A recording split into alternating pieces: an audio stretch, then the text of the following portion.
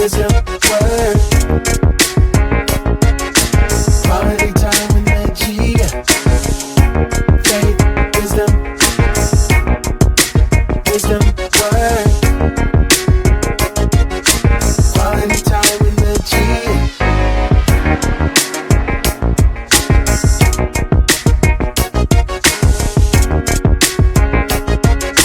Quality time with Najiyyah.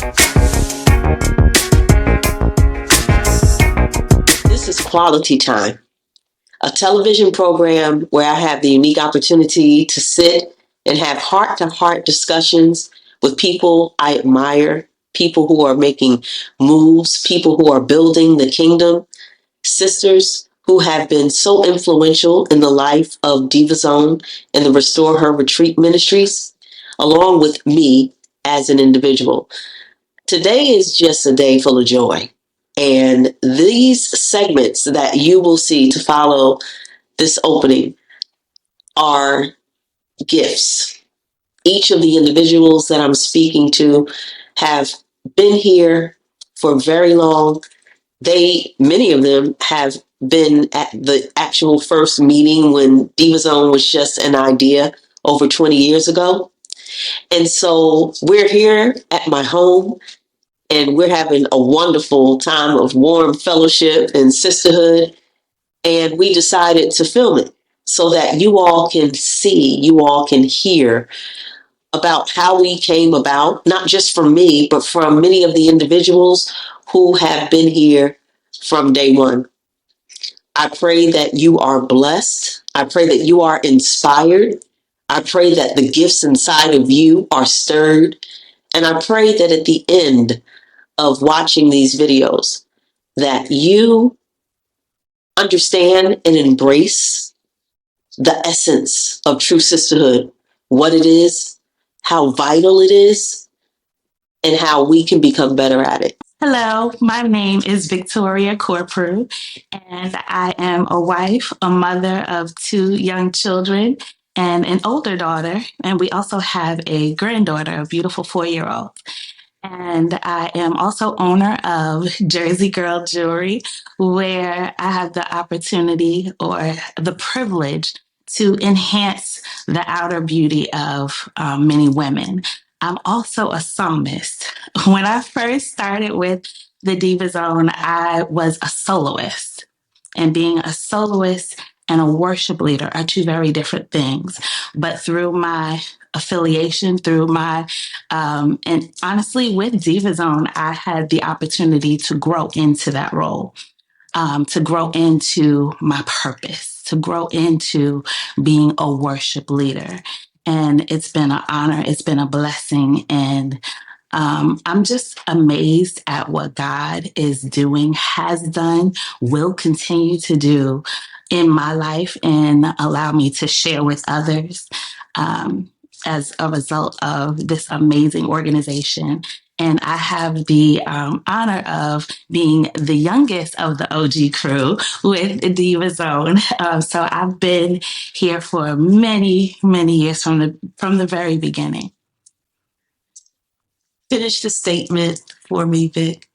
In the company of my sisters, there is wise counsel. Wise counsel. I can come to any one of my sisters and get what I need, whether it's spiritual, whether it's practical, whether it's just anything. And recently I had a death in our family and it kind of shook my world. It did shake my world. And my sisters reached out to me because I had people saying, what do you need? What do you need? And I didn't know. I didn't know what I needed. But my sisters came to me and said, this is what we want to do for you because we see it as a need. So that was that wise counsel. They knew what I needed before I even could put words to it. So I find that wise counsel within my sisters. We met at First Baptist. Yes. Okay. What year was that? I don't know, child. I don't know. And I don't ever remember us like having an official meeting. Me either. I was really thinking about that and it bothered me. I was like, but I don't think we actually met. I don't know. What I do know is that I would every time it was for you, your time to be the soloist, my soul was happy. So I know that I'm saying conversations with you about that. But you helped with Glory and Fire. I did. And I think that may have been when we really got to know one another and worked together because you volunteered to help. Yeah. And Shani. Behind the scenes roles. Yes. I gravitate to. Yes. And then Youth Awakening. So, Oh, wow. which was in 2004. So, yeah, so I think we just, I don't remember somebody walking us over to each other and meeting. I'm pretty sure that because I used to tell you, you bless my soul, I think our conversation just started that way. And then I think you just, when there were opportunities, that's when you said that, okay, I want to help. And we just, just gravitate. We gravitated. Sometimes life is like that. There's no formal introduction, but there's just the pull and that gravitation of people together because they're supposed to be together. Absolutely. Absolutely. So now I heard you say this nonsense and this foolishness, and I must address it about you being the baby of the OG crew. There's truth to that, but then why you gotta make us feel, make me feel like but you are, like my little sister. You're a full grown woman, but how old were you when you first got here, Vic? Because I was in my 30s, so how old were you? 25. Oh my word! Wow. Whew, yeah. So, all right, let's just jump into it. From a 25-year-old woman to the baby of the OGs. How have you grown personally? Wow.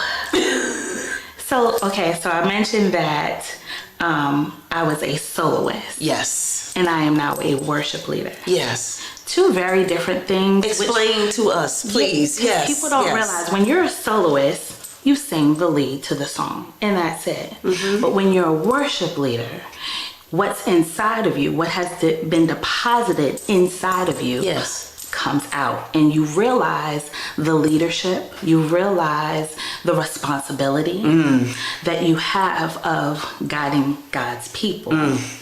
And it was because of your example as a leader and leading us into God's word and and not making it so rigid.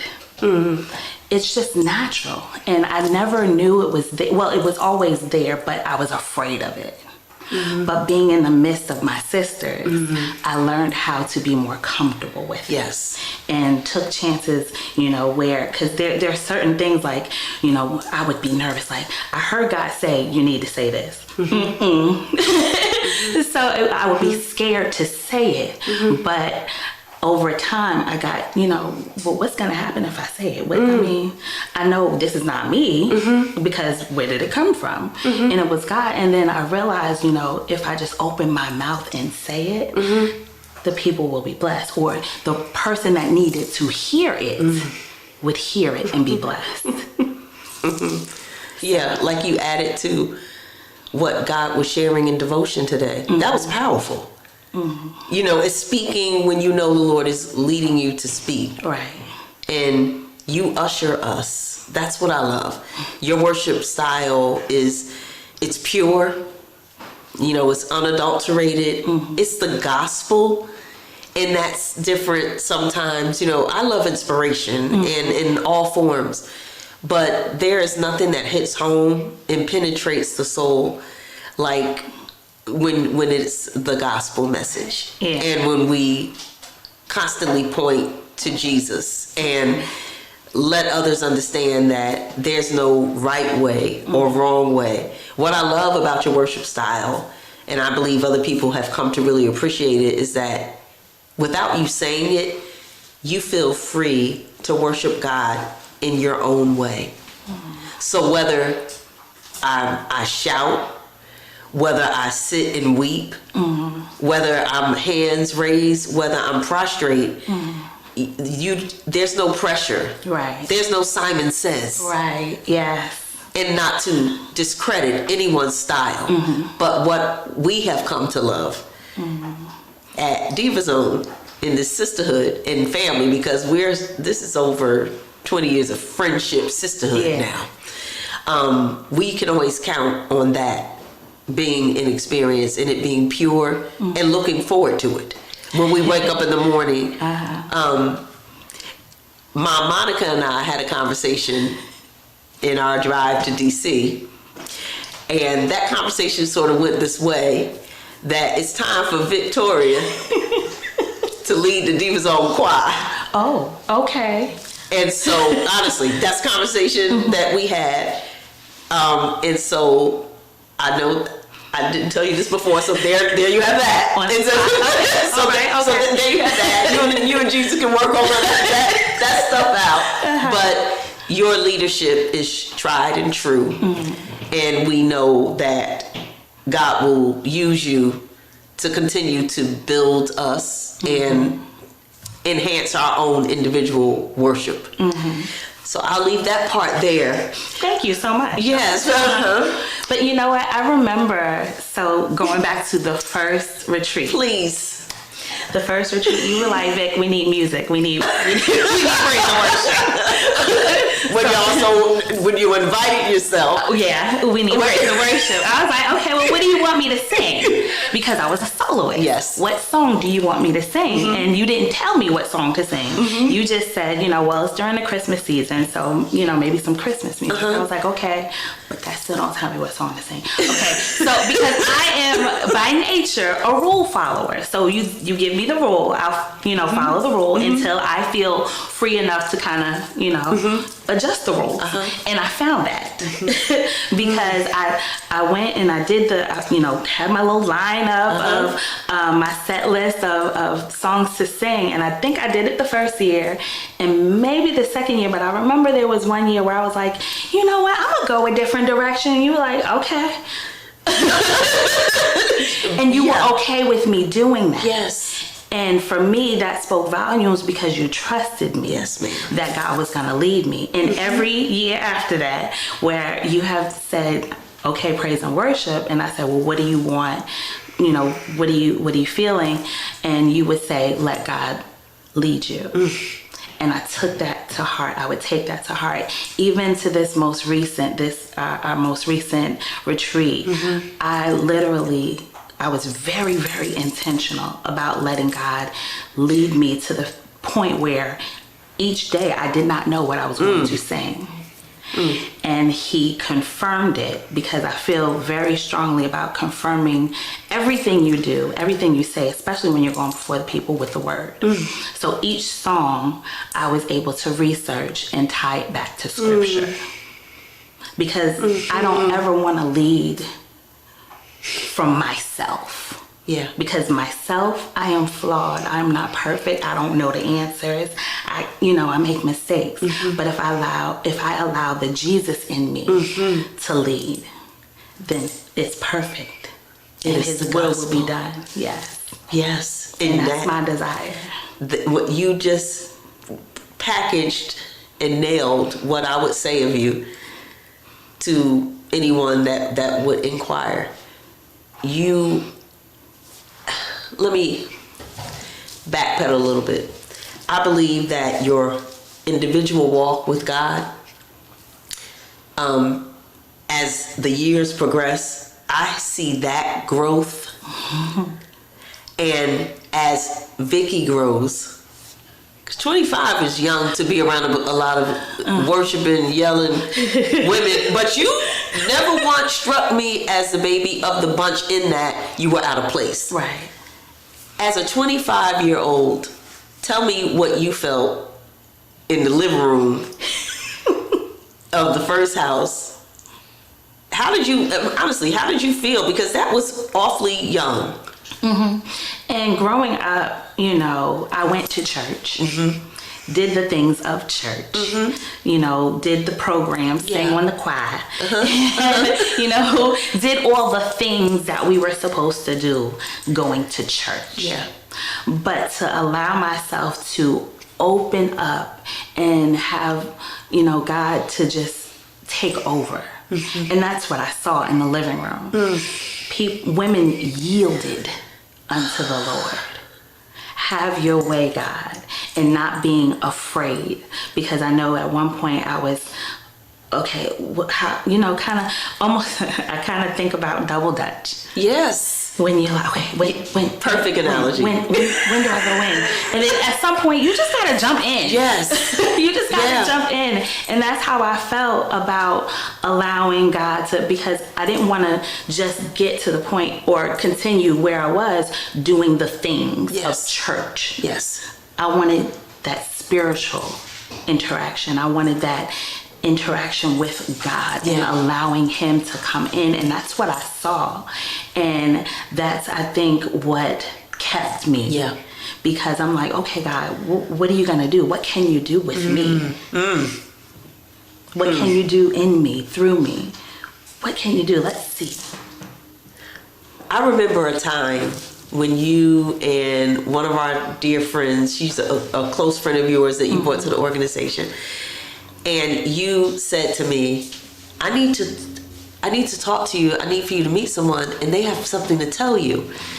And I was like, okay. I was like who, what? You were like, no, they want to meet you.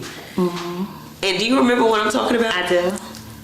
Do you know that there have been times in the ministry? Now I know that was, you were apprehensive, but you were obedient.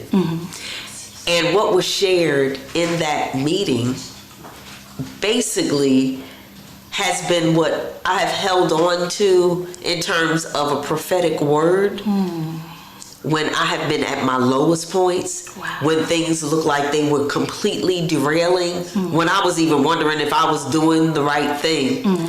I remember that. And if you only knew how God used you so mightily, you and our other sister that spoke the things of God according to the word of God, it immediately, and you know that I am skeptical because we've seen a lot over the years in terms of there's been a lot of words that were spoken that necessarily didn't come from the Lord, but I knew without a shadow of a doubt that one was. And I just wanted to say on this platform, thank you for being that baby, that bold baby, that bold old baby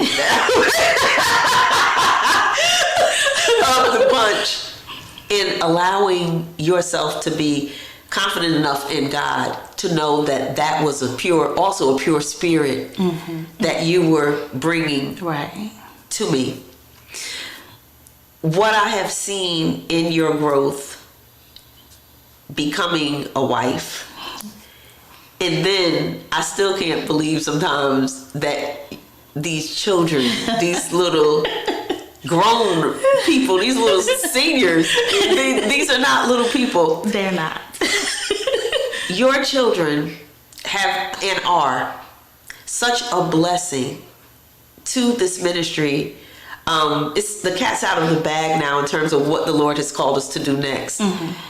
But when we were walking the land, and these two little people said that I want to go with you.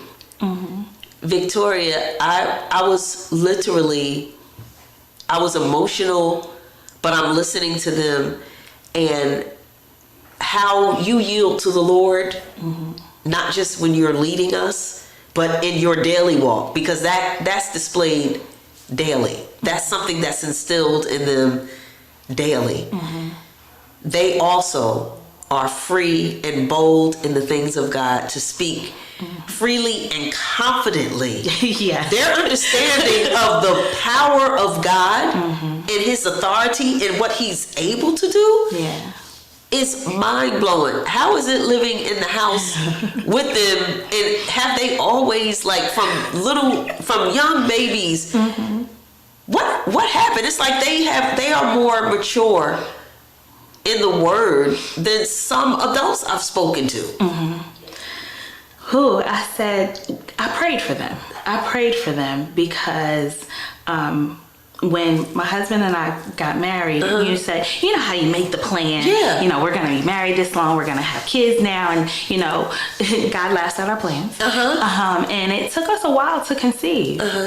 And I felt broken because I'm like, you know, God, what is it? What is it? And I prayed and found out, you know, going back and forth to doctors and stuff like that, I found out I had a condition called polycystic ovarian syndrome. And that prevented me from conceiving. And so, you know, going through doctors and things like that, I was eventually able to conceive my oldest daughter. And she, I prayed for her, and I tell her all the time, I prayed for you.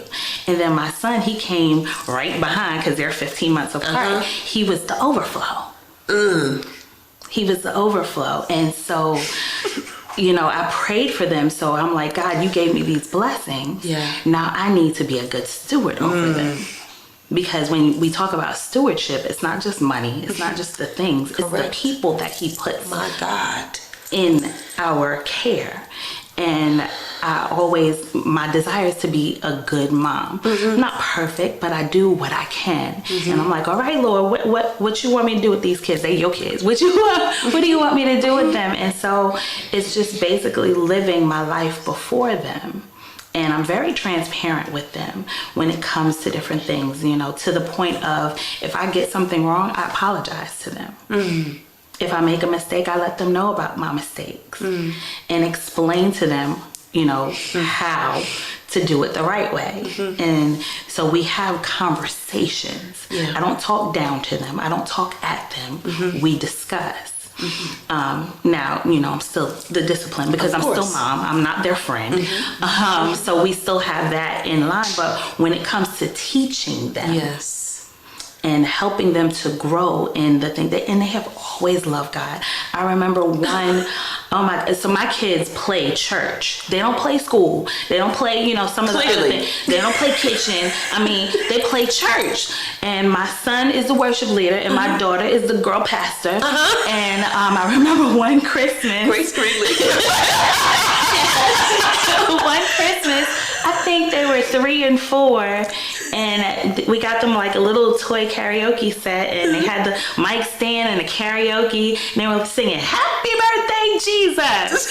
Happy Birthday!" And I was like, oh, well, happy birthday, Jesus! You're right, and it's Jesus' birthday. So they've always been that way, and it's just been growing and growing. And I get people telling me all the time, and you know, not to be boastful or prideful or anything, but I have people all the time tell me, "Your kids are amazing," and I can't claim that, but I know it's the influence that I have.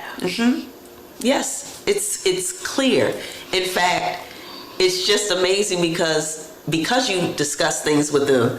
I found myself having a full-fledged conversation, Q&A, as we were walking around because they were asking very thoughtful questions. And they are planners. And I have joked with you for years about you, the classic type A. Yes. And we share that in common, but the respect that I have for it and the diligence, I just really want to say that I'm very proud of you, the woman. You were a young lady at 25, the woman that you've become, the sister that you always have been to all of us, and watching the ups and downs and the ebbs and flow of the OGs who we've been discussing today, because that's really what this is. It's like our, not just reunion, we've always been together, but you know, our time to really reflect as we really embark on the next stage of this. It's a blessing that you're still here, because it has not been easy for any of us. We've gone through some serious things over the years, all of us, in terms of marital status or children, relationships, finances. There have just been so many turbulent moments, but the sisterhood is sure. The way you cared for my mom when I was away, the liberty that I was given, the service to the ministry outside of the confines of a retreat or otherwise. You have added more to my life, and I mean that from my soul, than I could ever thank you for. But I'm going to try my best in the years to come as I'm wiser to show you more. Because I can't, I don't know, I said it earlier, I don't know what anyone could have done to deserve. I love you. I love you too. I love you. And I have to say this part. You really showed me how much your ministry has grown when you were able to worship and lead at your uncle's brother's homegoing. That, to me, I literally was in awe of you in that moment. I was in awe of you because that's when you know God is completely taken over, and in your bereavement you became the comforter. And so I just want to encourage you to keep growing with the Lord. People need to know more about your ministry. They need to hear it. How will they know? Yes, right? ma'am. Yes. They need to hear it. I encourage you to stay in the Word. So, because that's what makes your worship style so unique. It's not preachy, but it is reflective and it is word-based. And nothing but freedom and liberty, salvation, healing, deliverance can come when we keep God in the center of our worship. And Jersey Girl jewelry, this is where I'll end. That's another thing we have in common. Yes. And that's what I know. I do remember having these conversations early, being Jersey girls. How was being born in New Jersey, how has it prepared you for life, or how has it influenced your life being born in Jersey? Oh, wow. Well, I can tell you, coming from Jersey to Virginia was a bit of a culture shock. Yes. It was. But growing up in New Jersey, I had a lot of independence. Yes. I was guided. I was very... my grandparents were very protective of me because I am their only grandchild. So they were very protective, but I had a lot of independence. You know, I could jump on a bus and go wherever. Or there were some mornings where if I were off from school, my grandmother would leave me. I think it was at that time maybe $1 and some change to get on a bus to go into the city by myself at like 14 years old. Wow. Like, you know, so it did it did give me the independence and I think the creativity and using resources, tapping into resources. Yes. So which going away to college was necessary. And learning how to do different things and just connect with different people. So, yeah, it definitely will make you independent. Yes. And it definitely was a culture shock, but isn't it amazing how he just put all of us, it seems like we're all from different places. Yes, we are. All of the OGs are from somewhere else. We just converged. We just we met here, and that has been the most beautiful thing. But I'm looking forward to this next step. I am too. Thank you for always being one of the fearless ones when I asked for us to go and do something untraditional. Walking through wildernesses, you and those babies are there with your boots up to your knees, coats and scarves. I love you, Victoria, and I am grateful. I'm grateful for you and your family, and I look forward to Chelsea. Well, CJ as well in a different capacity, but I'm looking forward to Chelsea being part of that squad with my Monica, with the young women. Yeah. What God is doing in her, I'm just going to sit back and watch. Yeah. Because I know that he has an awesome plan for her. Oh, yes, he does. She was in children's church during the pandemic, and after children's church, because I kind of listened, kind of didn't, because I was doing my own thing. And I had my phone just started blowing up. I'm like, what is going on? What happened? Who did what? That was the mommy. Yes. But I had leaders from children's church reaching out to me, and they were like, your daughter is so anointed. And I'm like, Lord, I'm just a vessel. Literally, I'm just a vessel. Use her however you need to. Both of them. Both of them. Both of them, because CJ is a worshiper. Yes, he is. He is not a soloist. No. As a baby, He is a worshiper. So keep on. We need more kingdom kids like that. Yes. And I'm just glad that we have access to them. I'm glad they are in the family. Yeah. Literally, because children will see them and be liberated and want the same. Yeah. So thank you, my darling. Thank you. And this is going to be great moving forward. Yes, it is. But think about that choir. Oh, yes, ma'am. Okay.